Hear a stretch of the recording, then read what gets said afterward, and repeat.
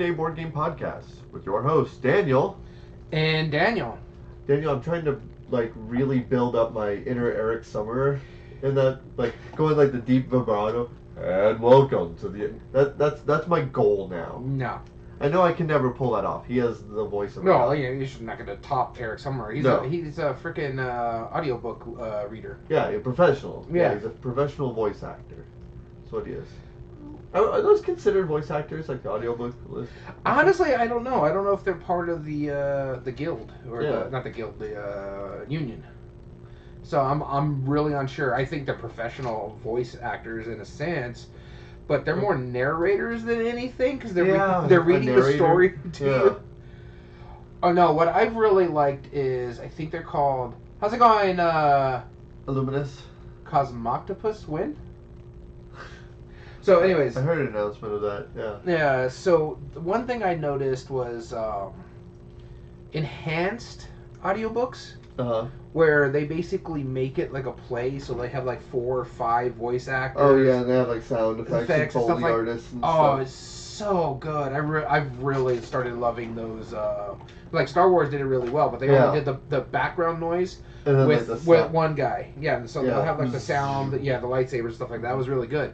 But books nowadays are doing it, audiobooks are doing it, but they're hiring 4 different voice actors, narrators. Yeah. And they're turning it into a play being read to you with the background noise. So it's basically a movie without the visual effects. That'd be very interesting. I like them a lot. In fact, I need to buy some more audiobooks, especially since I'm going to go on this trip here soon. Right. I want to listen to something instead of the plane going... Yeah, just the whole time. No, we talked about this briefly last year, that I was going down that rabbit hole of vocal analysis of different metal songs and stuff. And that was one thing that I guess one of the persons I was listening to, she was saying that she actually goes through and edits out certain sounds from her reading. If she has a nasal clip or something like that she'll go through and edit out. And apparently that's a whole thing. A lot of people go through and edit their own material, even if I'm thinking about doing it for Doom. With editors, yeah. Sandman got a great... Yeah, that's what I heard. Actually, I have... what is it? The Gods one by the same author. I can't think of the name of it right now. That's a pretty decent audiobook. It's not Gaiman, is it? No, it's Neil Gaiman, yeah. Is it? Yeah. American Gods, yes, that one. I do have that one. I was thinking about listening to it on the flight.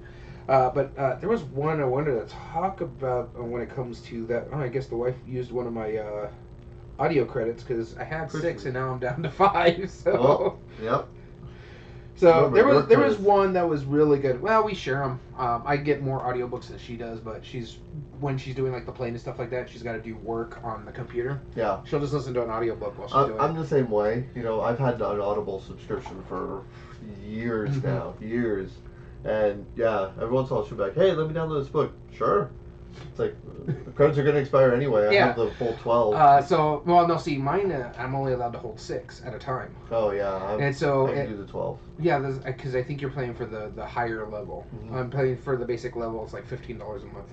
Oh, okay. Yeah. And so I'm only getting a credit a month. I think you get 2 credits a month or something like that for that level. You do get one? Yeah. You might have been grandfathered. It's probably cheaper. Yeah. Well, I think I'm only paying 10 or something, maybe. I don't know. You might have got grandfathered. Mine's 15. Yeah. And I get 1 credit a month. I can only hold 6 credits. But I've really been enjoying it, especially since when I got to drive her to the airport a lot. This week I didn't do it because she wanted first off to drive to the airport and put it in long-term parking just to see how it was going to be. I don't really need to go anywhere right now, especially because it's so hot. Yeah. So I'm like, go ahead. I bought my groceries last night, it was last night. I just did a pickup order. Yep. Went and did that, and I'm good for the week. I don't have to go anywhere. I got game night Wednesday. We're good. We're good. That's right. All right. Let's get into our episode. We got derailed terribly. Yeah. Also, we're recording a little early for our Twitch watchers because you have stuff to do tomorrow. You have to go and be I'll straight out say it. You have to be my at daughter's Dad. birthday. So. Yeah, and I told him last week I was like, hey, by the way, can we film early? He was like, well, what do you have to do? I was like, well, it's my daughter's birthday. He was like, oh, Mr. Friend. I'm like, oh, what? Don't even give me that. I was like, everything my daughter does is more important than anything you have in your life. So, shush. All right. Anyway. Including giving you the gray hairs. That's right. That's right. It is what it is, right? I was just giving him crap. It was quite fun. Yeah. Especially, but no, I will defend 100. Especially, do the next thing you said. Which was... Well, how about we record Friday? That's my wife's birthday. That's fine. Yeah, that's true. By the way, how was the movie? It was weird. It was weird. I will have to just tell you in detail. Like, we watched a weird movie called No Hard Feelings. It's a Jennifer Lawrence movie. It was a very interesting premise on it. No, the whole the parents. It's a generic premise. That is a really dumb premise of that movie. Oh no, it is. It's a really predictable movie. But it has some of the most throwaway, obvious jokes in the world. But the thing is, it harkens back to stuff like American Pie and The Hangover. Yeah, but it doesn't do it well. Like that was like over the top. That was like National Lampoon level, like absurdity. Which is why American Pie. And that's what made it well, right? Never saw that, so I wouldn't know. Neither have I. So the audio listeners can understand. Talk to Me. Yeah, not familiar with that movie. So, but there was one part, and I'm gonna spoil just the slightest, like, meaningless little joke, where the main guy is yelling at his parents, and he's saying all the things he's gonna do. Is like, look, I'm gonna do this. I'm gonna start learning how to drive a car. I'm gonna learn how to do this. I'm gonna do that. I'm gonna get a new phone number. I'm gonna change my passcode. And as soon as he said that, the mom just very subtly goes, to what? Like, just right in the background. I'm gonna change my passcode to what? This is the funniest little. It was like the most throwaway little, like. I was probably the only one in that theater who just loved that joke right there. The rest of the movie, I didn't care. But changing my passcode to what? Ha! And that was the only one. Yeah, of course I would. Right? Yeah. Like I said, the most recent movie I've seen. I don't go to the movies all that often. I have a really nice setup for my living room to watch movies, so really not a lot. And you have a choice of watching good ones too. Yeah. But, so I went and saw Oppenheimer the other day. That one was really good. Yeah, I bet. I was so happy to take that. Well, look at the bright side. At least you saw that instead of Barbie. You know what? And see, everyone has been telling me, like, that Barbie was actually pretty good. I'm not saying I would like it. Don't get me wrong. I don't think I would. You don't like a lot of stuff. No, because... And here's the reason why I'm like... Why I'm not... I don't care to watch Barbie. Not because I'm alpha male. Not because I'm worried about wearing all pink. I would do all that. I don't care. I never grew up around girls. So I have no like, background to anything that's Barbie, really. Yeah, I get you know what I mean? Like, I had girl cousins, but it's mostly... I grew up with two brothers, so it has nothing to intrigue me. Any video game movie, I have that understanding. Like the Lego movies, I have all of that background. Like, but I have, as far as toys go, that's the same reason, like, I wouldn't watch a G.I. Joe movie. Nobody in my family played with anything that was, like, military toy at all. So, like, it's meaningless to me. Yeah. I'm not saying I wouldn't or wouldn't like it. I don't know. I'm not saying I would, like, hate seeing it, because I don't know. Because I have no background.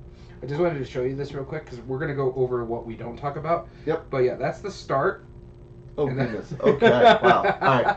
So, yes, let's get into it then. Let's go ahead and begin, because otherwise we're going to keep tangenting. Yeah. Get into our board game news here. That's right. Today we're talking about board game breakdown. We're going to do a compare and contrast here later in the episode between Fallout, the board game, and Fallout Shelter. There is also one of them right above me over here. There we go. Yep. There is another one also. It's like a miniatures. Oh, yeah. Neither of us have played it, so that we can't compare it. But we thought since these two... You get asked this a lot in the stores. So. Absolutely. Whenever people see it, and they always go, I didn't know there's a Fallout board game. I'm like, yeah, there's another one over there. They're like, wow, is that the same thing? No.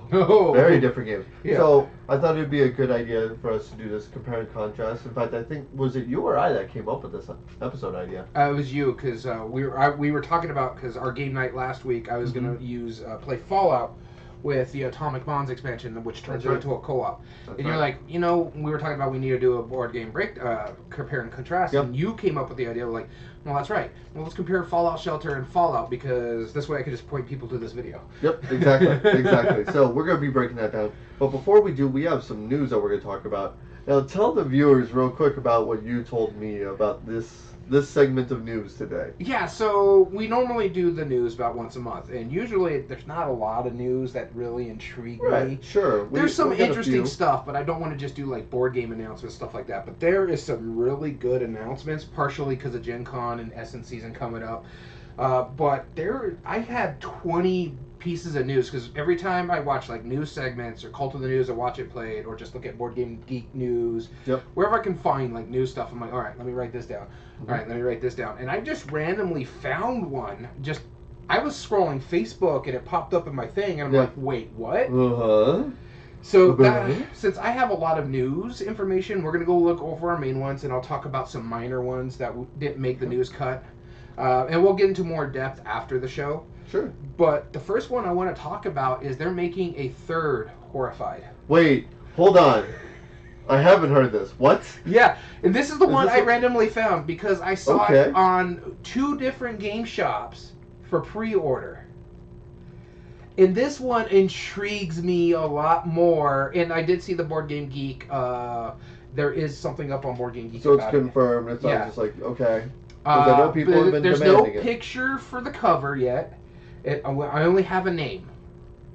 Horrified. Can you guess where they went with this one? Because you have the Universal Movie Monsters. Universal Movie Monsters and American Cryptids. I mean, I would imagine either, if you're going off of that, you're either going like more Universal Movie Monsters if they have more licenses, or going international cryptids.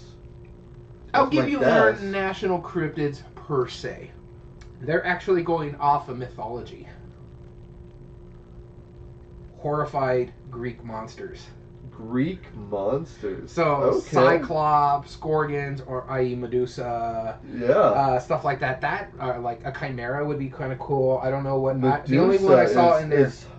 The only one I saw was Medusa, but I was just going like a lot of the Greek mythologies and stuff like Cerberus that. Or something like that. Yeah, maybe Cerberus. Yeah. That would by far make me really excited, and it'd probably push American Monsters to the bottom of the 3, because I love Greek mythology a lot. Right. And the fact if your player characters are some Greek heroes like Heracles, I swear to God, if they use Hercules, I'm gonna be so pissed about that. Hercules, as we know him, is Roman. Yep. Heracles is the actual Greek name, and it's based on the fact that he was the bane to Hera, because it was Zeus's most famous son out of wedlock. Huh. But like Jason, Heracles, Perseus, all those characters, using them as the heroes, and you have like your special abilities and stuff like that. Like Heracles can fight these monsters really strong. Jason could be really tactical like the other ones, and like either carry extra stuff or has psychics. Or, I don't know. But it would be interesting how they did it. And I randomly saw this by scrolling on Facebook, and I saw Miniature Market had a pre-order for it. And then someone posted about it because they saw it on Boardlandia, I think is what it was called, the other store. And so they also sent a link in the comments to the Board Game Geek stat, and I'm like, yep, this is going in the news. This is going to be the first thing I talk about because I didn't hear it on Watch It Play, didn't hear it on Dice Tower News or any of like the normal board gaming news stuff that you get. Instead, I found it because of pre-order. Yeah. Wow. Okay. I mean, piqued my interest. As soon as you said that, I was like, they're making a third horror. Shut up and take my money. Exactly. Right. That's cool. I'm excited about that. All right. The first thing I wanted to talk about was there's a game that's being released at Gen Con that's from CGE that's getting a lot of hype. It's called like Cut Nahora or something like that. This is on my news. Yeah. Are you going to talk about the materials? Yes. Yes. Yeah. So they talked about this, and this is very intriguing to me because they announced. I don't know anything about the game, but I know it's a Euro game from CGE. And they announced that they're using a new type of material called rewood. And the idea behind this rewood stuff is that it's kind of like a material of made of wood particles. It's wood cast off, basically sawdust. Yeah, basically sawdust, and they're using a combining agent where they actually like mold it together and basically like liquefy it into like somewhat of a plastic mold. Yeah, and they make it into a mold, and it's supposed to replace plastic. Yeah, exactly. So it's like it probably uses some parts of plastic, but not entirely. I guess the idea is that they can use this. They're known to use a lot of wood bits and stuff. They're trying to be more eco-friendly, which makes sense. Especially nowadays, a lot more people are doing it. Yeah, more acrylic standees would be fine. But yeah, they're trying to make this new material. No, but if you check it out, I think Dice Tower, it was in the Dice Tower Summer Spectacular, where they were making all these announcements, that the whole video. Yeah. When they were talking about, that's where I got the news from. Yeah. When they were talking about it, like if you go to Gen Con, they'll have it at their table so you can feel it. Apparently it feels close to plastic, but it's molded like a plastic mini or something would be made of. And there's no waste involved. Yeah. Like, I mean, when they're making like pawns or certain specific shapes, like meeples and stuff, there's always that waste extra. They're using all of the wood. There's no reason they couldn't just like grind down a log and then use pieces of it for that. I think that's a really smart idea. Well, the thing is, from my understanding of it, because you can go look on CGE's website and they have an article about it too, is what they're doing is like when there is waste when you're making stuff like meeples and basically cutting the wood for it. You have all this sawdust, all these particles that are cut out. So you blend it down, you make a pulp out of it, you put it with the binding agent, and combines is a recycled wood that is supposed to be the equivalency in thickness of plastic. So I was really intrigued by this. That's why it was on the news. I mean, it's definitely, they're thinking outside the box. Like, the Miller Zoo game that I talked about recently. Yeah. When I got a copy of that, they didn't include Ziploc bags. I don't know if I brought this up. I think they're trying to be either more thematic or more eco-friendly, but they included like the peanut bags that you get at like a carnival. Those are what you hold your components in. Yeah. Which is great. Not a great solution for the components, but it's an awesome idea, and it was really thematic. So like, I don't know. I feel like this should do well. I don't know. Trees do really well with humidity, so. Yeah, plastic doesn't. Yeah, and plastic doesn't like humidity all that much, because if you're using baggies and stuff like that, or if it's just in a really moist area, they can get moldy. So who knows how the rewood is going to look up? Right. But exactly. I'm really. We don't know what the binding agent is. Too. Like, I mean, we're assuming it's plastic-like. Yeah. But we don't actually know that. It might be like some kind of resin. Yeah. So unsure what the thing is. It doesn't really say. It just says binding agent on their thing. Yeah. I'm sure it's some kind of proprietary. But what's interesting about that is, did you watch the entire announcement?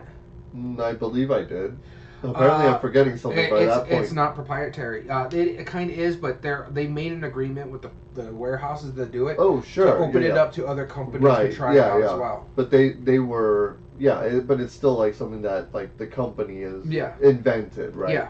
It's something that they work together to produce, which is cool. It would be really interesting. And the thing is, that game that it's coming out in doesn't really interest me. It's fine, but CGI, there's really, really good games, and then there's ones that I'm just not interested in. This is one that I'm not interested in, but I do want to check out. And I think our friend Dom's interested in it, so I think he's probably going to... he'll buy the game so we can try out check it out, All right, your next piece. My next piece of news is a vassal law. If the game is good, it's going to be reprinted. Okay. And this game needs a reprint, and I like the company that is doing the reprint. They do great games. I'm assuming 25th Century? No. Restoration? No. Oh. Lucky Duck is reprinting I think I've heard of this. A classic El Grande. Yes, I have heard of this one. You and me both like El Grande. We think it's a fun game. It's the Jarvis winner. It's a really good game. And Lucky Duck does really great productions. So I don't know exactly how they're going to not retheme it, but reprint it. But it can't be any worse than the game from 1990. I'm sure the Cube Towers is going to be digital. Yeah, that'd be nice.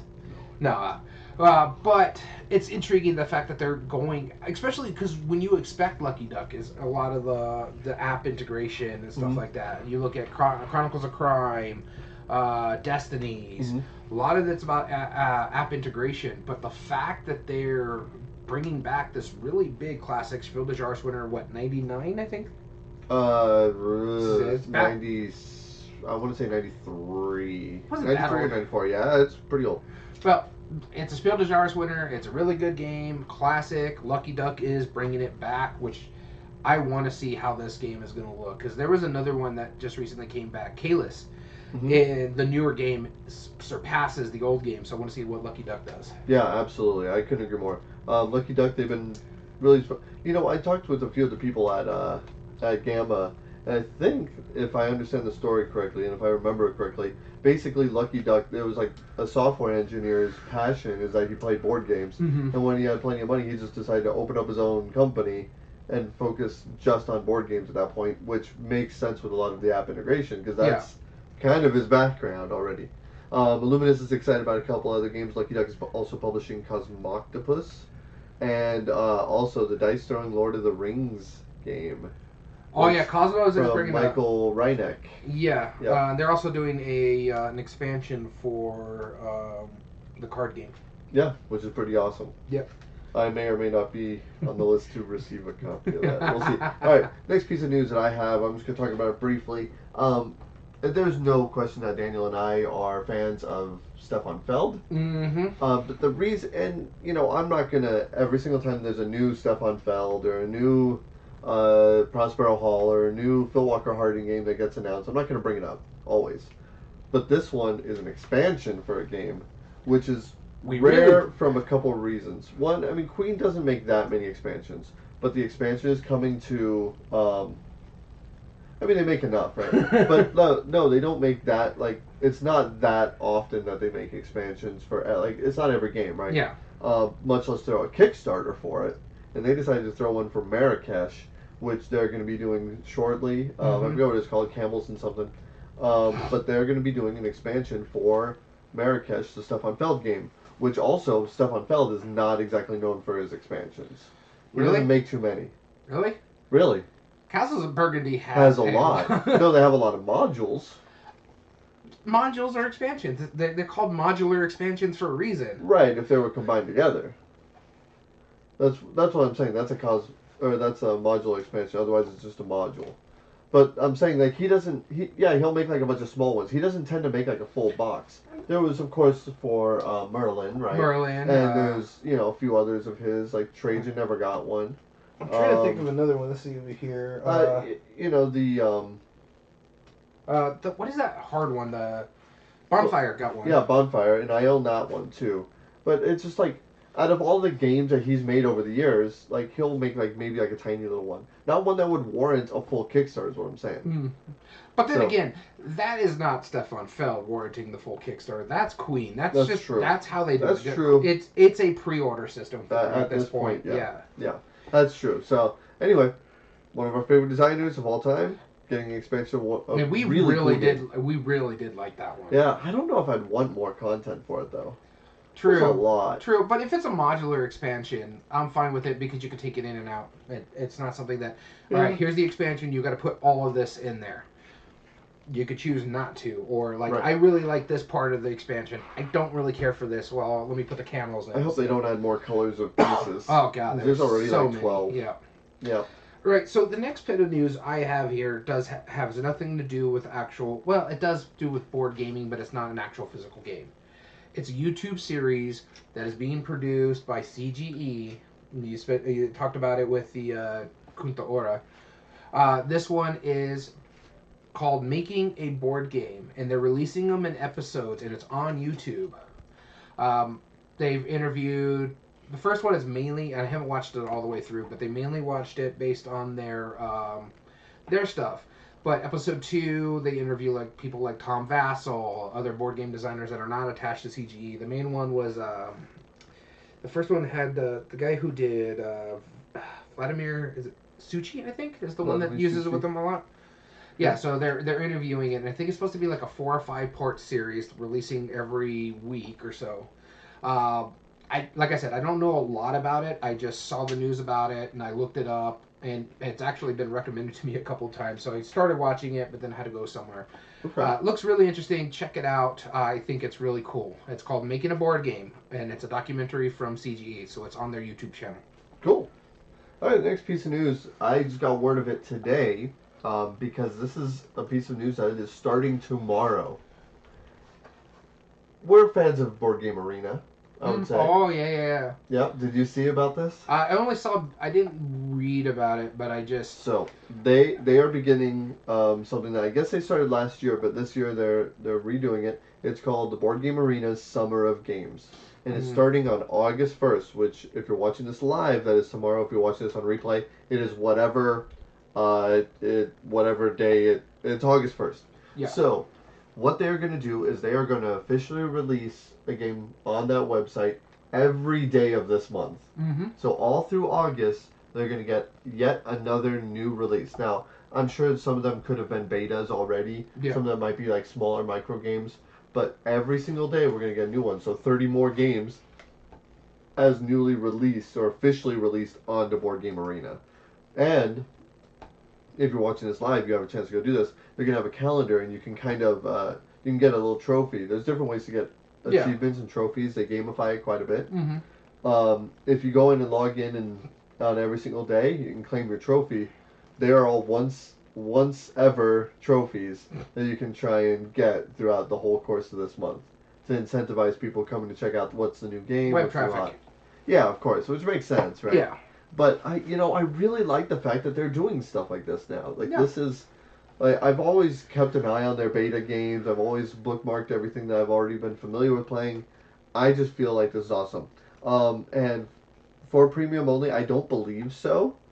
I think you could be a normal member. He does Arena more than I do. I do have premium, and that's because the only difference really that I've found is that there are certain games, like kind of like the new hotness, that you can start a game. Mm-hmm. So, like, for example, if it just came out last month, I might be the only person out of my game group who can start the game and then invite whoever I want, where anybody else can always join any game that's open.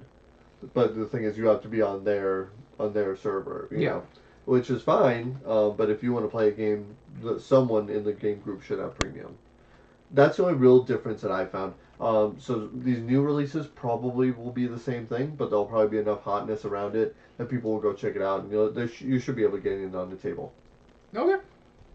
So my next piece of news, and my last piece of news now, since you stole my other thunder. This one really, really got me excited because I am a big, big fan of the video game that they're basing this off of. And I'm pretty okay with the company, though they've been getting on my list lately, let's just say. And that company is Gray Fox. They're releasing RimWorld, the board game. And I'm a huge fan of RimWorld. It's one of my favorite games. It's probably one of my most played games on this computer other than, say, Civ 6.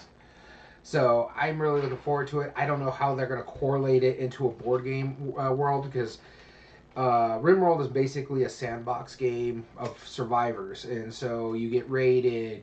So the board game, I don't know how they're gonna get the raids to you. How you also can make it where it's not raiding you, and you can just make it like a civilization. I'm gonna go to this over here to trade with them and get back into outer space. So it's a sandbox game. So I'm trying to figure out how they're gonna do it because the whole big part of that game is the raiding system. So you have to defend yourself, and then you can imprison some of the raiders and then convert them over to you, and then you'll get new pawns for your civilization. So it's just it's interesting. I want to see how they're going to work it. It's going to go to Kickstarter sometime next year, I think early next year. I think that's what their big game is going to be. So RimWorld, the board game by Gray Fox Games. All right. And the last piece of news, you and I have been clamoring to talk about this ever since we found out a couple weeks ago. Yeah. In fact, we sat and watched a 2-hour German-only video. I listened to it more than anything because I was scrolling online because I couldn't really understand a lot of it. Right. I was like trying to figure out like what are some of these cognates that I could especially when they were like interviewing the people and all they spoke was the German. They didn't do it in English, and I was like, that's fine. Yeah. There was a couple that were in English, like Adam's Apple Games. Like they spoke them. So anyway, this they announced the Spiel des Jahres winners this year, and we'll briefly talk about them. I have words. There's hundreds of channels that always talk about them. The reason why I feel like I'm fairly qualified to talk about it is I own all but now one Spiel des Jahres winner. I actually own it. Yep.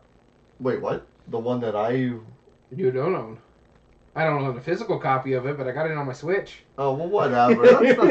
That's not the same thing. That's not the same thing.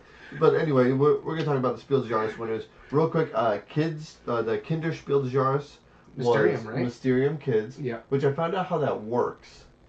Basically, in a nutshell, the way it works is that you're trying to clue the other players onto one of the cards.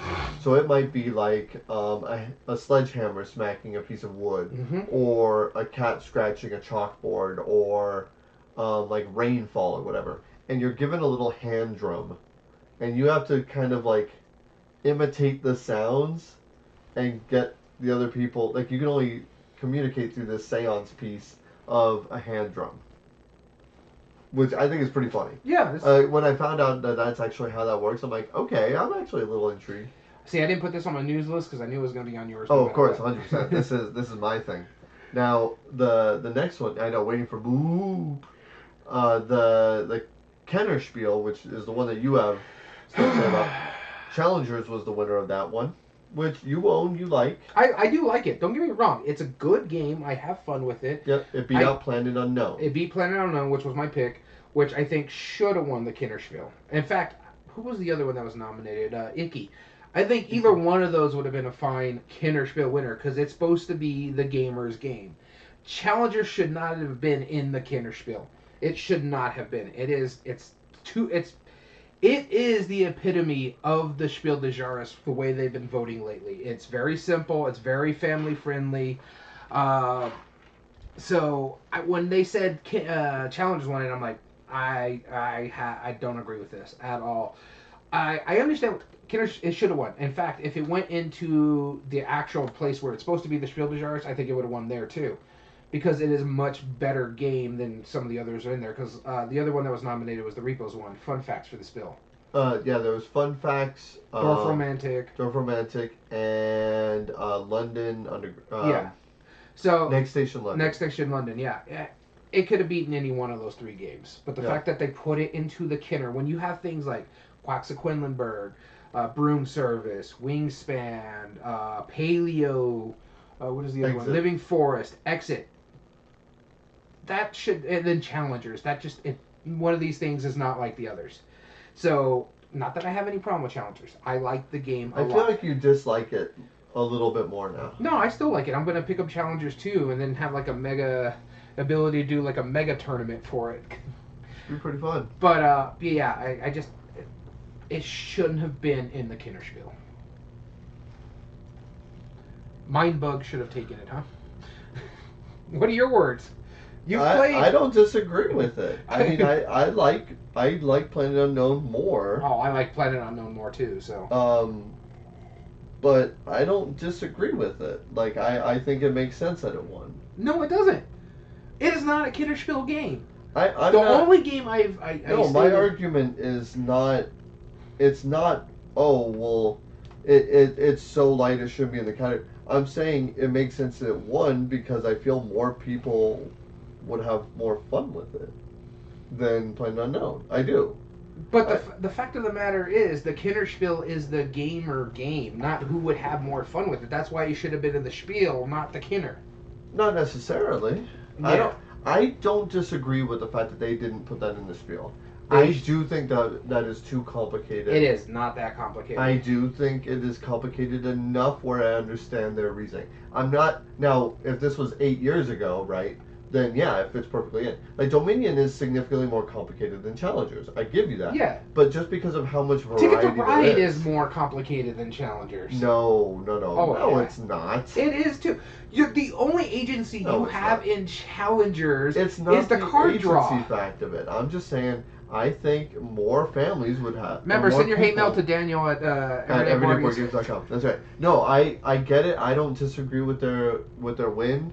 And again, like Yeah, exactly. If we're talking about more complex games, then Brass is going to win every. Here's the thing about that. I get your reasoning, and I don't disagree with you. I'm just saying that regardless of whether it should or should not have been in that category, if you take that factor out of it, I get why it beat the other two games. I get why it beat the other two games because they're lazy and don't want to do the actual thing. No. I just think that's a more this debate topic game. Yeah, we're turning this into a debate topic. Yeah, regardless of what the weight was.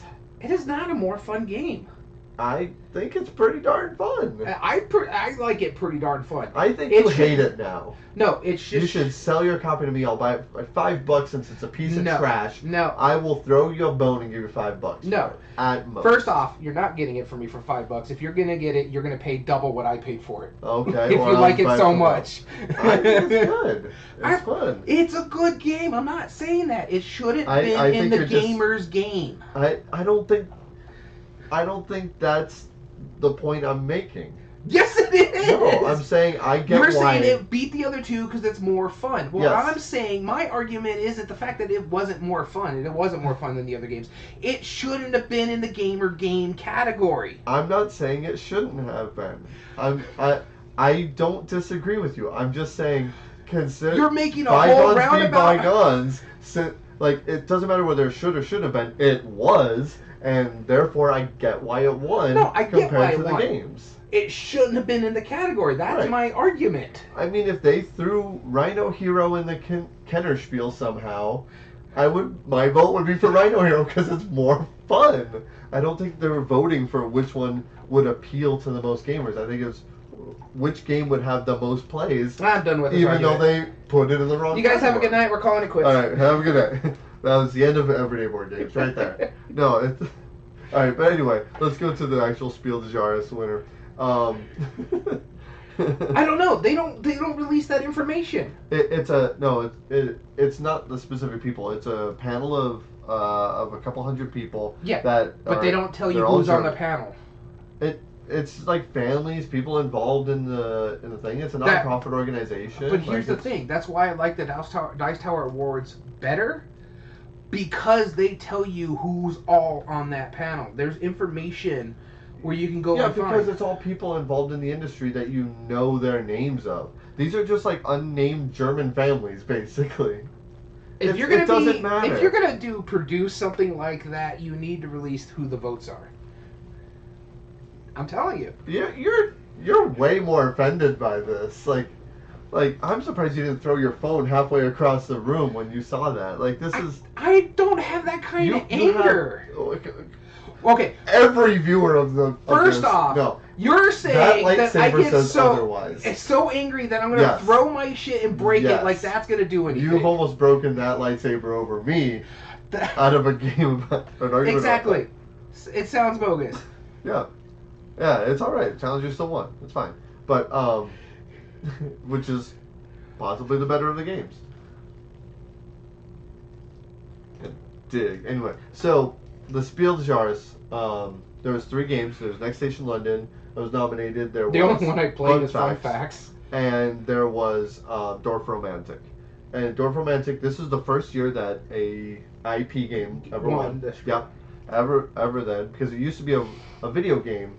However, the video game was inspired by board games, so it's like, a little loosey-goosey. Haven't played it yet. I have bought it because it was on sale on Switch, so I was like, I'll pick it up. Just haven't been playing on Switch lately. It looks cool. In fact, so much, our mutual friend Jim, he, out of nowhere, when I told him, I was like, oh yeah, some game called Dorf Romantic, he was like, wait, the video game? I was like, well, I mean, I know there was a video game out there. He's like, oh, that game's cool. Like, and he had long played it before, so he already knew about it. I just have one issue with Dorf Romantic. First off, it's not here in America, so we can't really tell anything about it. Right.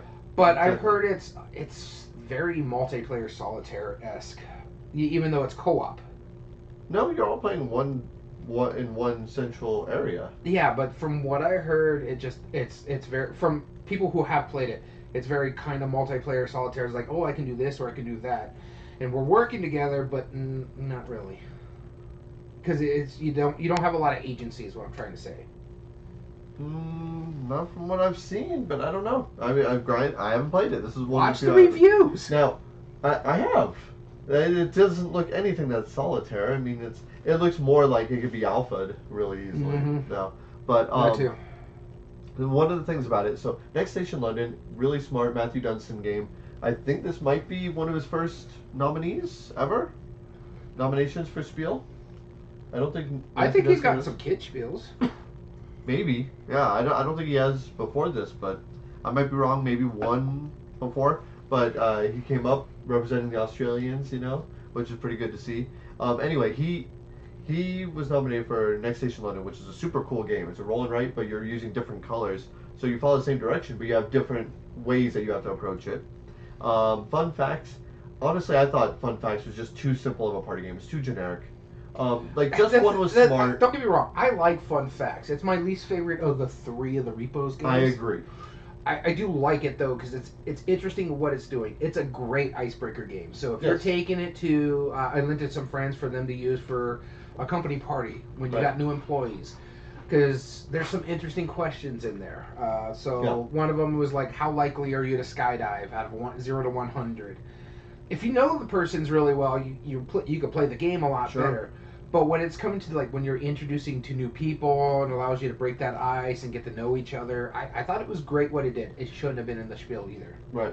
Because it's not much of a game. It was a generic party activity. Yes. Right? And not generic. It's innovative. It's new. It's cool what it does, but it's just compared to So Clover, where you have to get clues to the 2 words that are sitting there, or Just One, where you have to zero in onto what the thing is, but without giving the same answer to get more choices. And we saw the newer Repost game too. What's that one called? I forget what it's called, but it's similar to Party Playoff by Cranium. Yeah. And I feel like that's the same thing. It's like they're trying to capture that lightning in a bottle that Just One had. They did it with So Clover close. So Clover was really cool, but after that, I'm not sure. It's just a generic party game. This is the same general area that voted challengers for the Kinderspiel. So. Oh, here we go again.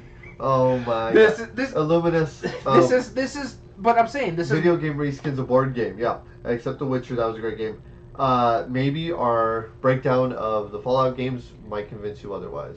Stay tuned. But back to what I was saying before I was rudely interrupted. I'm trying to change it. But I'm saying, this is the general area because they're a German company, so maybe they're going for these simpler, lighter, more activities than actual games. Yeah. And the Repos, because like you were saying, the newest one looks like a party playoff riff. Mm-hmm. So you're saying that maybe the judges were aiming for just because it's simpler and easier for more people to get a hold of? No, I'm just saying because that's their style. That's what's going on.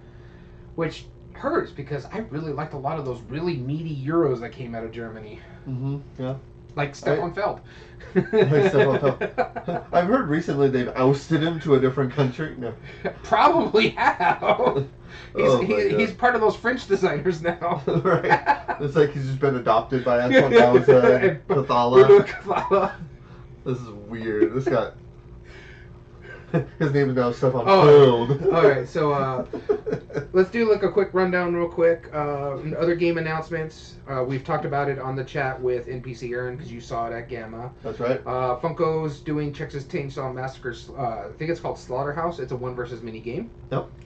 I did like this piece of news. I just didn't want to write it down, but Exploding Kittens are starting up a kids line. They've already announced 4 games. For that line, My Parents Might Be Martians, Hurry Up Chicken Butt, I Want My Teeth Back, and The Best Worst Ice Cream. This is news for you. The newest Funkoverse set has been released information-wise. Nightmare Before Christmas. It's Lock, Stock, and Barrel. Yep. And what's interesting about this set is that they could be separate characters or they could be combined into one. Yep. I did like that. This is pretty cool. You still have to play them separate though. Yeah. That's the only bad part. Everdell Far Shore was announced. From everything I saw, it's a lot like Everdell, so I might pick it up. I might not. Sure. This one was interesting, but I wonder if this one will also have a tree that's obnoxiously large. It's not there. No. That's good. They finally learned their lesson. The only reason I'm not putting this, I didn't put this one on my news, is because it's been out for a while. The One Ring from the Lord of the Ring Magic the Gathering set has been found. Yep. It was in Canada. It's been graded. Mm-hmm. It's been put in a vault, a safe deposit box. Yep. The guy has remained anonymous. He's talking through a lawyer, and they're only taking serious bids. Which is honestly the smartest thing you could have done. Yep. Which, this one's interesting news. Zombicide is getting a Monty Python expansion. That was on my list last month, and it just got ousted out. Yeah. Mordred was on Kickstarter. I did like this news by Funko. Avatar: The Last Airbender Crossroads of Destiny game was announced. It's a co-op game that has about 15 narrative encounters. It's got 12 replayable combat challenges, and it can be either as an individual scenarios or as a campaign. Terraforming Mars is coming up with a Kickstarter for its Solo plus Prelude 2. So they're going the Catan route where their expansions are getting expansions. That's right. The documentary I talked about. Another company is shutting down. They mostly did accessories. This is Dogfight Games. Keymaster picked up Tasty Minstrel's Harvest. Oh, okay. This is an interesting one. There's going to be a reprint and a retheme of the old game Chinatown by Repos. It's called Waterfall Park. I like that theme. Cool. Yeah. This one intrigued me. This is more for our friend Dom. A board game was announced by Board and Dice called Nucleum. Yes, I saw that, and that looked really cool looking. To me, it looks like a cross between Power Grid and Brass almost. Right, but then I saw it was like Tuscany and Tursky, and I was like... No, it's Tursky and Luciana. Luciana, yeah. This one I put down for you, just in case you didn't get enough news information. This is the year of Knizia, apparently. Yes. 4 games are coming out. One from Horrible Game or Guild. I forget what something Starry Lane or something like that. Yep. Which actually was kind of a funny video. Yeah, it was pretty good. An ingenious reprint from Cosmos. Yep. Of course, My Island, the sequel to My City, is coming out this year. Mm-hmm. And one just for you, a cat game by Rebel Studio. Yeah, Malem. Or something like that. No, I'm alright. And this is the one that got pushed off because of the Horrified announcement. Yep. I really did find this intriguing because you and me have talked about it. Mm-hmm. You probably both of us are going to get a copy of this one because it's a smaller version of a really, really big game that's very, very light. Foundations of Rome is getting a reprint by Arcane Wonders next year. It's called Foundations of Metropolis. It's going to be a smaller retail version of Foundations of Rome with no minis. Yep. Finally. Finally. They're tired of people making their own homebrew copies. Because that game is ridiculous and it's expensive, and I understand it's nice. I don't have the shelf space for the boxes for those games. Yep. And so I'm happy they're getting a smaller retail version. That's right. Cool. Well, that was a lot of news to take in from a non-news channel. Let's get into the actual compare and contrast. We haven't done one of these in a little while. We don't do these too often. And then this is the first one that's under the Board Game Breakdown moniker rather than Chits and Giggles. That's right. And so we're going to break down Fallout Shelter versus Fallout. 2 different board games. From the same company. There's a comparison right there. Yep.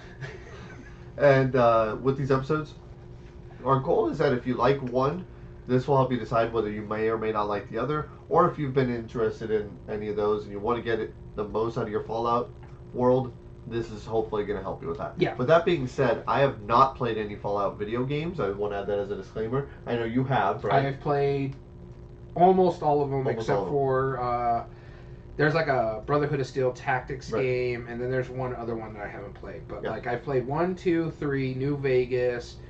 I only played 76 for a little bit, so I can't really give too much on that one. That's, so keep that in mind. He's definitely a big Fallout fan. I have no love for the IP. I don't really care.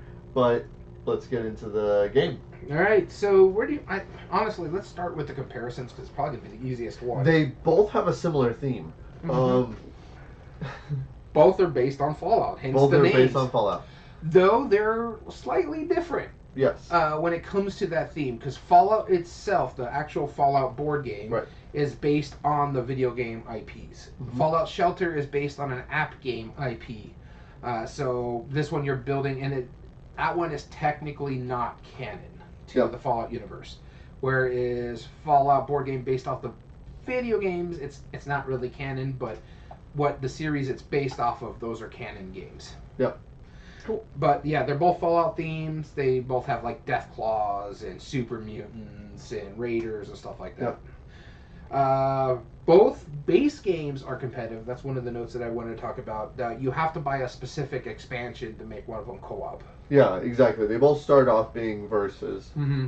Fallout Shelter stays versus. It's a worker placement style game. Yep. Whereas Fallout, the board game from Fantasy Flight, mm-hmm. is more of like it's standard Fantasy Flight fare if you're familiar with any of those style of games. Dice chucking. There's some dice chucking. There's some exploration. There's a lot of story driven elements to it. You will be really starting off cool with just story driven element with this one. You'll be starting off with just like a few scenarios, a few storylines, which have branching pathways depending on which half of the storyline you go. It has a big deck of like scenario cards that get added to. Sometimes you'll be able to boost up like the encampments, the industries, whatever those are called. Each of the different ways leads you down a different path, which I'm assuming is similar to some of the paths that you take in the video game. Somewhat, yeah. I don't think they're exactly based off of it, but it's... Yeah, they are. Oh, are they? Okay. A lot of the stuff that you get in the board game, they take from the video games. Mainly this, the board game itself was based off the fourth game in the Boston Commonwealth area, New England.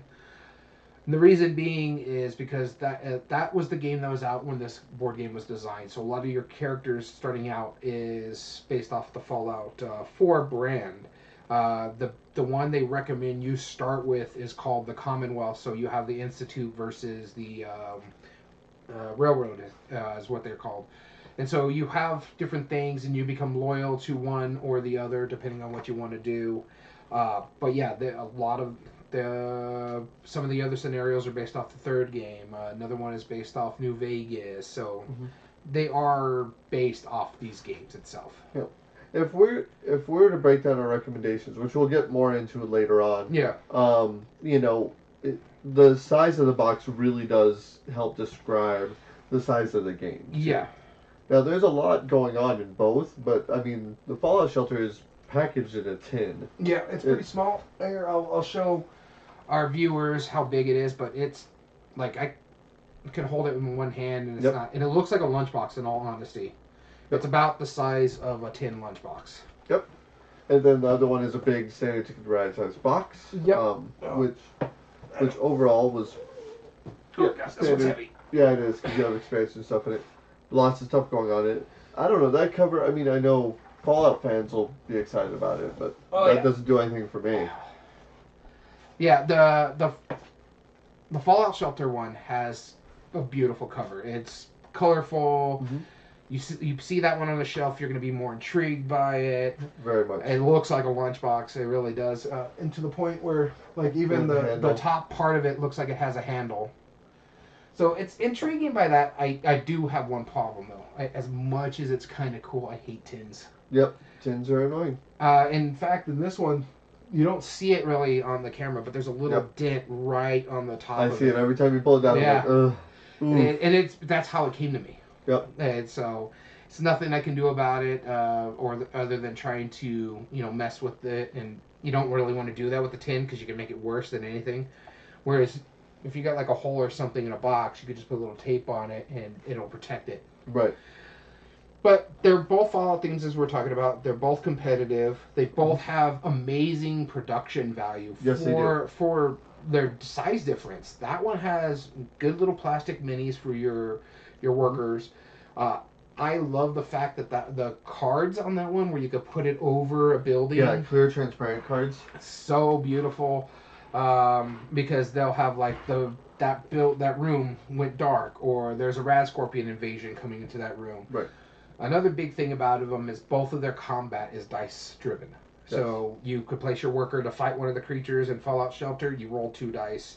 You have to meet a certain number. I think it's like 2 dice. That one, what I like about the Fallout board game when it comes to the dice system, I love the fact that they use the VAT system from the video game. Right. Whereas when you're rolling the dice, you're not worried about numbers because it's little body parts. And so, like, if you're fighting a creature, you have to get heads and bodies. And so you're rolling your dice and be like, oh god, come on. All right, there's a head, there's a body. Oh god, I'm going to get hit hard. Yes. Because you're using both those dice for the attack plus checks. Yep.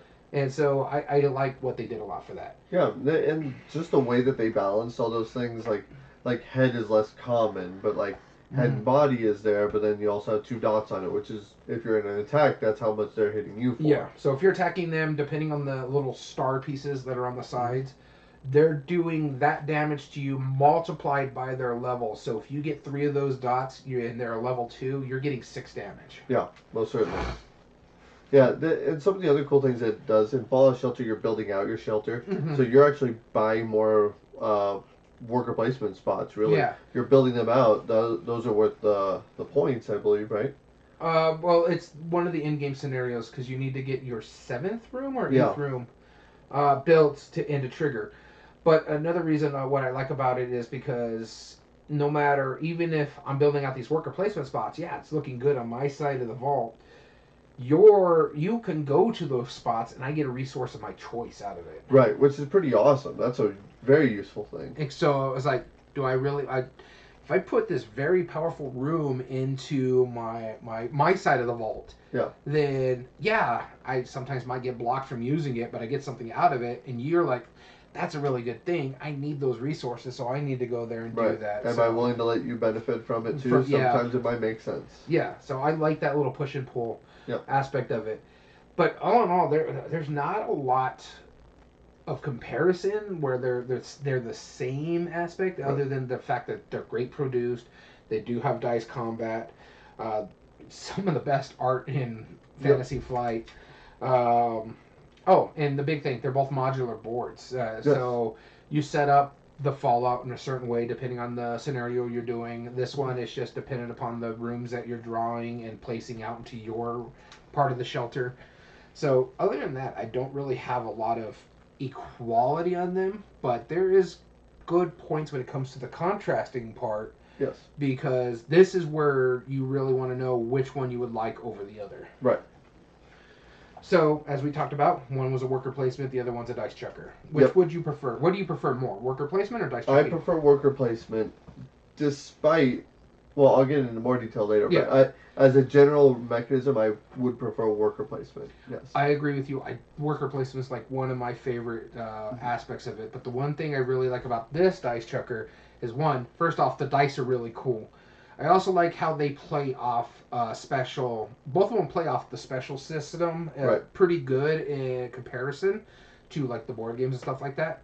The only thing I would say is that Fallout, the board game, plays the special system better than I agree with that. Fallout Shelter. In Fallout Shelter, you just get like a single resource more, depending on if you go to a spot that you have the symbol for. Yeah. This, you get the specific abilities, depending on what items you have, what scenarios you're doing, what checks you need to complete. You have rerolls for it. Yeah. Which really, rerolls shouldn't be super thematic.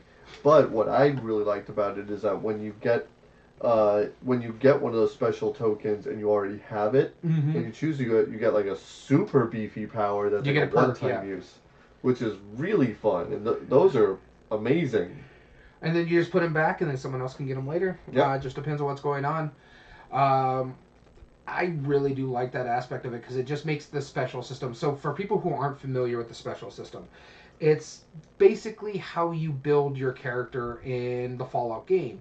You give them more strength or perception. These are the letters. It's strength, perception, endurance, charisma, intelligence, agility, and luck. And these are all different stats you can give your character in the board game. Yep. If you're really big in strength, you maybe want to be a melee character who can carry a lot of stuff. But if you're more into intelligence and stuff like that, you're more medical or a doc or something like that. So there's different parameter or things you can do in the game that makes it a big time RPG game. And this one gives you a little bit more of that feel because when you pick your character, they come with one special character. So if I'm playing like the Vault Dweller, I have intelligence and then I get a random one. He's playing... Who did you play? I was the guy with the suit. The Brotherhood Outcast. So you had strength, I think was your first one. Yeah, I had strength as my first one, and then everything else was just like super beefy armor, and but there was a detraction for you. Everything that I was part of. But there was a detraction for you. Oh yeah, I can only move slow. Yeah, so it does play thematically well. Yep. This one actually, Fallout Shelter does play thematically well to the game it's compared to, because you're building a vault. Only thing that jumped out at me was Legendary Encounters Matrix. Oh, apparently there's going to be a Legendary Encounter Matrix. Oh, okay. That's cool. Oh, check the Gen Con list. Okay. But yeah, the dice chucking, again, I do like on this one a lot. Yep. This one is just basically if you beat the monster, if you roll an 8 or something like that. Yep. Fallout Shelter is. Anything jumps out to you, the difference between them? I mean, I do like the fact that, yes, there is combat in Fallout Shelter, but it's kind of just like, it just takes up a worker placement spot, and you can try to defeat it, but you also don't have to. You could just be like using everything else. And you get a reward for it, yeah. Yeah, so it's a good incentive to do it, but it's not necessary. Well, you definitely have to defeat. It does, because if you're not turning up the monsters, that could be an in-game trigger and nobody wins. Sure, yeah. Yeah, there's too many of them. Yeah. Which is pretty cool. Now, coming into this, like I said, I did not know anything about the IP for either of them. So there is one of them that sticks out to me that I now want to learn more about the IP because of the game. And after we break down these 5, I'm going to kind of give it more or less a rating and explain why I think of these. But let's break down the actual 5 criteria that we normally go off of. Okay. There is one that is significantly easier to play. Shelter. And that's Shelter. Fallout Shelter is much easier to play. If you're familiar with worker placement, then you're going to be fine with this game, because it does nothing different with the worker placement stuff. The only thing it does different compared to other worker placements is the transparency cards, and all they do is either close off something or set something up for you. That's right. And whereas the other one, the base game, the Fallout, is that you're taking an action system. You get 2 actions: move, interact, fight, whatever, standard like Fantasy Flight style. Yeah, I do have to say one thing I like about the Fallout game that they do when it comes to those standard actions. It's one of the few games I've ever seen where you can split your movement and do your second action. So you can move into a spot you need to, fight a thing, and then finish your movement. Even though that was your first action, you still can finish it after you do your second action. I like that. That is very intriguing to me. I wish more games did something like that. Right. Exactly. Like, why should you have to stop your movement just because you're stopping your movement? That doesn't make sense to me. And then, so ease of play definitely goes to that one. Yeah. The next one is replay value. Oh, this one's real simple. The replay value goes to Fallout, the board game. Yeah. The reason being is there is one full expansion called New California Republic. For that, there's that, and it gives you more stuff, gives you more scenarios, gives you longer scenarios. And then it has the Atomic Bonds expansion, which turns the game into a co-op, which I really, really dig. I'm fine with it as a competitive game, but I really dig it as a co-op. Yeah. I like the fact that we had to work together to do certain things. Yeah, you were really good about killing something, and I was really good about setting stuff up for everybody else. So going to the shop and setting up the cards, going to Diamond City and doing the investigations and stuff like that. Yep. And we all worked really well together. Dom was all about advancing the storyline. And exploring, too. And exploring, yeah. He was fantastic at that. So as far as replay value, yeah, I mean, that you're going to get more bang for your buck on that game. I mean, it's just the way that the scenarios work. Like, you start off with this, like, the scenario itself tells you what cards you start with, but then all the branching storylines that go from there, you can play the same scenario and with very drastically different gameplay. Yeah. That I don't see in almost any game, much less an IP game. Yeah, and what I like about the co-op addition to it, too, is that when you choose which scenario you're going to play, and you can choose either the base game scenario or the New California scenario or the expanded scenario. So I showed you the difference between the two, and you're like, oh my god, that board is huge. Yeah. So if you want a longer game where you have the time for it, then do the New California. Yeah. But what's cool about it is once you made your decision on which one you're going to play, then you pull out another sheet, and then you decide who you're going to work with, because there's always 2 factions to every sheet. And so you're just deciding, okay, I'm going to work with this faction or this faction. You just flip it over, and then you have a set scenario that's going on there. And so whenever you have to put up a star or a shield token out there, it has the character monster that you have to fight. So that shield is this power the whole time. Yeah. So I liked a lot about what it did as a co-op. How about meaningful choice? This one is tricky to me because I think they're both really good on the meaningful choice part of it. Yeah. Because again, one's a worker placement, so it's all about good choices. Yeah. But it's meaningful choice to the extent of I'm going to go here. These are the resources I'm going to get. And now I can use this to go fight this, right. Or go get this item, or give me another worker, or let me train this worker. There's not a lot of like massive things that you have to do, but you do have to be smart at how you play the game. Yeah. Because again, it's the first person to get all of their boards, because I think it's 6. So it's like 3 on this side, 3 on this side. So yeah, you need to get 6, and so you have to make a lot of choices. But what I like about Fallout the board game is that card system, because of the way the story is being told to you, it gives you a lot of choices. Because it's like, here's your options. You do this, you do this. Oh, wait, you can't do this because you don't have this ability. So do this, this, or this. But I feel like a lot of those are arbitrary. Yeah. Too. Like, that was, I mean, at the description of the storyline itself, some of them could be very arbitrary, and they're purposefully vague on that basis because they don't want to just like reveal to you what's the easier choice or what makes the most sense. And it will give you like essentially a moral dilemma, which you have to just debate on your character and thinking, well, is this the time that I save this person, knowing I probably won't? The interesting about it too is like, and I keep going back to the fact that we played it as a co-op, is that when you're doing the co-op mode, sometimes you don't have a choice. You only can do the second part because you're not loyal or you're not working with the other faction. Right. So if there's 2 options and only 2 options on there, and one of them deals with one faction, so in our case the Railroad, that's who we were working with, and the other one is the Institute, you can't do the Institute one because you're working against them. So yeah, it gives a lot of that agency away. Yeah. But what I also like about the base game though, it's still like just one of those things that you're not totally aware of. Well, that and also what your ultimate reaction. And also for the fact, like in the base game too, if you're loyal to one faction, you can't do the other faction's action. Right. So that's the whole difference, really, in the co-op and the independent one, is that in the co-op you're starting loyal to one faction, so you can never do it. Once you get loyal to another faction, you can't really work for. So, like if I'm loyal to the Institute, I can't work for the Railroad because I'm loyal to one faction or another. So yeah, it does take some choices. What I also think it loses itself in the co-op is that even though we're working together, if I'm reading the card for you, I already know what the choices are, and if you're not playing correctly, we played fine, but it could lead to someone going, ooh, well, giving you hints of which one would be the better action. It kind of takes you out of the game a little bit. Right. But other than that, I think there is much more meaningful choice in Fallout Shelter. Yeah, I agree. Cool. Well, we'll come back to immersion. Pieces and components, they're both Fantasy Flight. Oh. One of the cool things that Fallout Shelter does that I think is worth noting is that they use the same color cubes and you're putting those on the different spots for the resources. Normally, I hate that in games. Yeah. Because I'm like, just give me the pieces for the thing. It's easier for me to count. This does it really well because they also have a meter of how many of each of them you can contain. Yeah.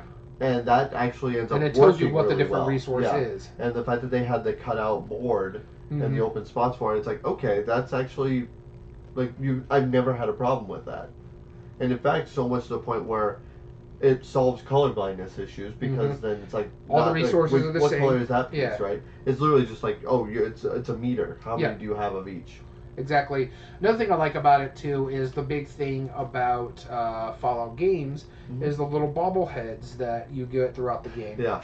Your workers are the different bobbleheads, so you have like the intelligence, the strength, because you get I think 7 throughout the entire game, which is the entire special line.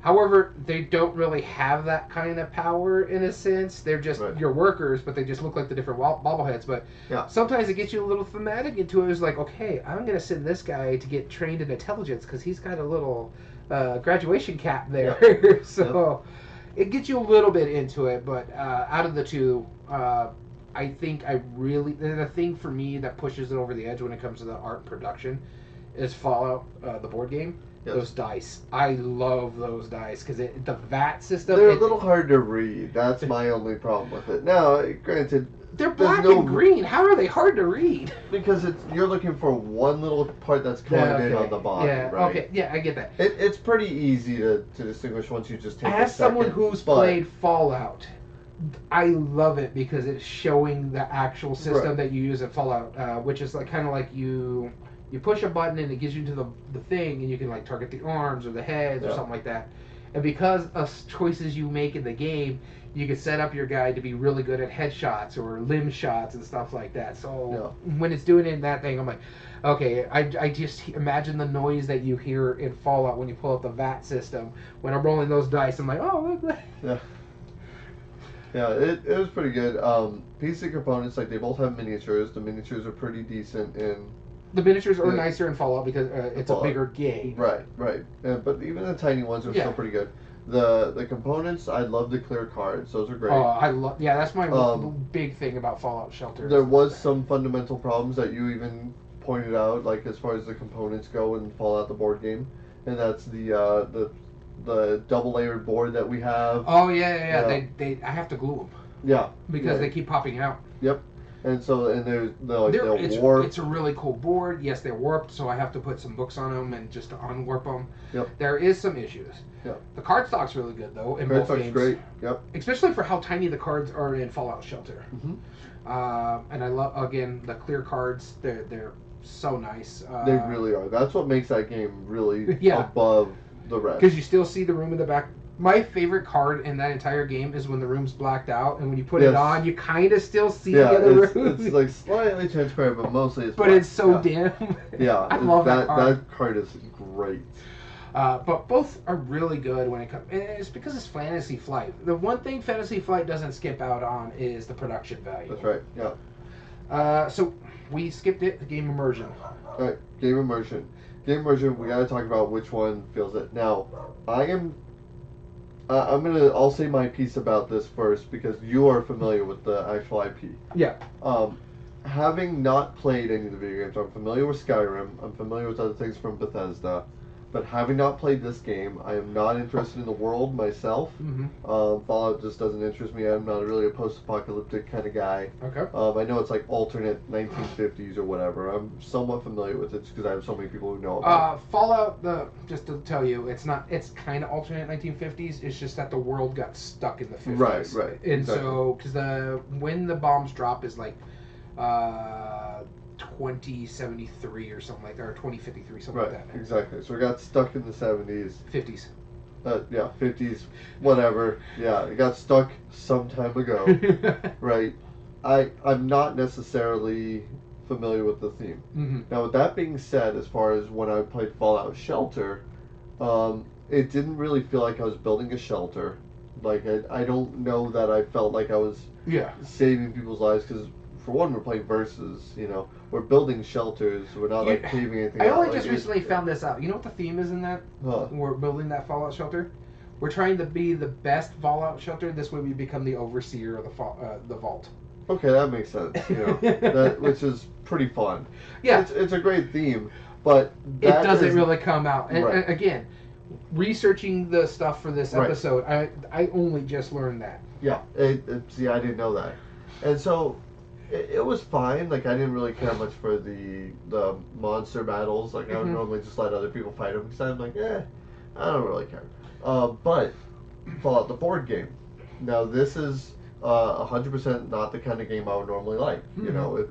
There's random encounters. There's fighting. There's area control. And I'm speaking as a versus game specifically. There's area control. There is, dice-based combat. It takes like 3 hours. Not really, but I mean, you're kind of, when you become the different parts of the faction as a versus, there's a little bit of what areas are controlled. Yeah. There's also Vault 84, right? You kind of want to be the main guy there. Yeah. But there's a lot of different things, and it takes like 3 hours to get like 2 points. It's 100% not the kind of game I would like. Yeah, it's with that being said. I told you directly, like halfway through I was playing it, I'm like, this is the kind of game that's getting me interested in the IP. Yeah. And there's been a few games that did that to you. Very impactful. Yeah.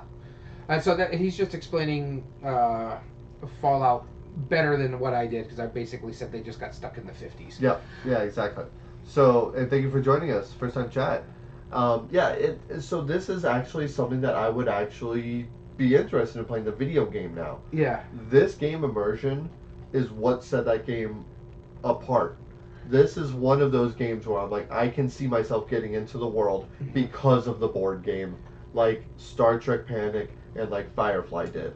This is very intriguing. Because you do really get that immersion in this game. There is the standout moments when we're chucking that dice and you're like, I got one reroll left. I need two. I need a 2-dot. And you roll it and you get those 2 dots and you're like, yes, I made that success. It's exciting. Because it was like a perception check 4. Perception was the only thing you were trained on that you could do a reroll. Yep. So I do love that aspect of it. It really gets you into it. I did feel like I was a vault dweller, because I was making the interactions and set things up and seeding the board, like some of the things. Our friend Dom was like building, because he's an NCR ranger, so he's building the board for us, opening things up. And you were just a tank going out there and willing and dealing and taking everything out. I don't think I lost a single fight. Maybe one. I think you lost one because you lost your gun. Because I was trying to help you on that one, and you lost your gun, but then you're like, I got this, so I'm going to dig through the discard pile to get that gun back. And now I have a sniper rifle. Oh, well. I really do feel the board game itself, the Fallout board game, gives you so much more immersion. Yeah. So if this was a debate, for me personally, as much as I like Shelter, I would pick Fallout the board game. Absolutely. Now, here's my caveat for this. It just, to your taste. If you like Euro games, worker placement games, Fallout Shelter is the game for you. It plays, it's not a quick game. It plays anywhere from 45 minutes to an hour and a half, depending on how quick you guys are going.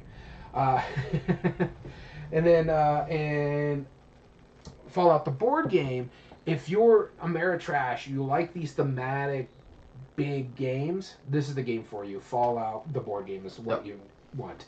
Or if you're like a really, really big fan of the video games themselves, this is going to give you that feel. Now, from a non-Fallout standpoint, if I rated these games as a fan of Euro games, Fallout Shelter would be about a 7 out of 10 for me. That's about what I would do. It's still a good game. I do have a question before you keep going with your system. Do you do a straight 10-point system, or you do a 20-point system?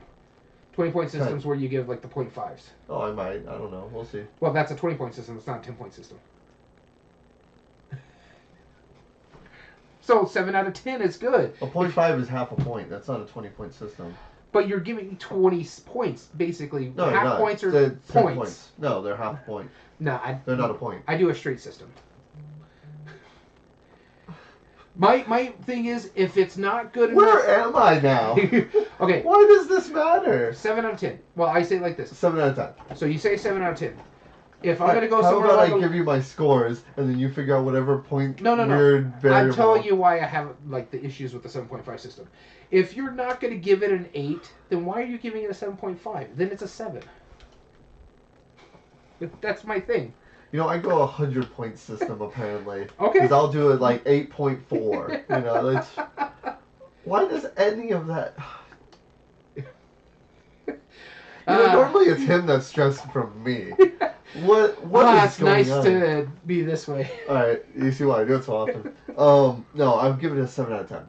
The Fallout board game, which I feel probably definitely captures the essence of Fallout, the video game, I would give that a 9 out of 10. Really? I think it's a really solid game. And that expansion only pushed like how much more. Yeah. And this is one of those games where it takes everything I don't like about board games and says, this is how you do it right. And this is your exception to the rule. That's 100%. I would gladly play that again. I will say caveat with the Fallout board game. If you... what I like about it a lot, I prefer it as co-op. So if you buy this game, I highly recommend going for the co-op version, or buying the co-op expansion. I run a play or trash tree. These are both definitely play. Yeah, these are... These are very much play. For me, if I was going to get a rating system, I agree with you. Fallout Shelter is a 7 out of 10. I like it. It's really good. It's a nice little worker placement. For me, Fallout the board game, when it's competitive, is also a 7 out of 10 for me. Because of that co-op, just because I like the way it works, because you're not only working on the story mode itself, you have to meet a certain amount of goals. It's 1 per player, so if you're playing a 3-player game, you need 3 of the 4 goals. It jumps it to almost a 10. I agree with you. It's probably a 9 out of 10 with the co-op system. Cool. So like a 9.5, right? No. It's not perfect. It's not perfect by any means. There are some issues with it. Yeah. Some of the cards that come up that just don't really do anything for you. Right. It's very hard for me to give a 10 to a game, but that co-op makes it a 9 out of 10. Cool. Awesome. So again, this, and to add on to what Illuminous said earlier, I really hope that this, if Fallout is an IP that you've enjoyed, to any of our listeners, consider checking out Fallout the board game, because we, as someone who doesn't care about the theme and generally doesn't like Fantasy Flight games, I was incredibly impressed by it. Yeah, I know. I love. I'm big in the IPs, and I really enjoy these ones a lot. I like the Fallout Shelter, the app game. I think it's fun. If you really do enjoy that one, Fallout Shelter, the board game, is going to give you that feel in a sense. Okay. You don't get to control the entire vault system like you do in Shelter. But Fallout the board game, if you really want that feel of Fallout, yeah, I agree with you wholeheartedly. But both of these are really good games. Very good. All right, with that being said, we want to thank you so much for tuning in.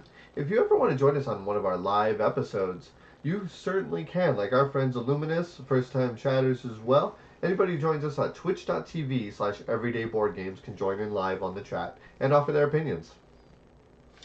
You can also find all video re-uploads on YouTube at youtube.com/everydayboardgames 2020, I believe. If you like what we do, there are 3 things you can do to help us grow on that platform. Subscribe if you're not, like a video, and comment down below and tell us your thoughts on the subject. As well as all audio versions can be found on most podcast platforms under Everyday Board Games Podcast. This includes Spotify, Google, Amazon Music, and Podbean. And if you want to contact us directly, you can email us at everydayboardgames2020, whether that's to enter in future contest ideas, whether it's to give us ideas for upcoming episodes, or to just join in on the chat and say hello. everydayboardgames2020@gmail.com. And with that being said, I want to thank you so much for tuning in. I've been your host, Daniel. And I've been your host, Daniel. And we want to thank you for listening to Everyday Board Games. And remember, every day is a good day for board gaming.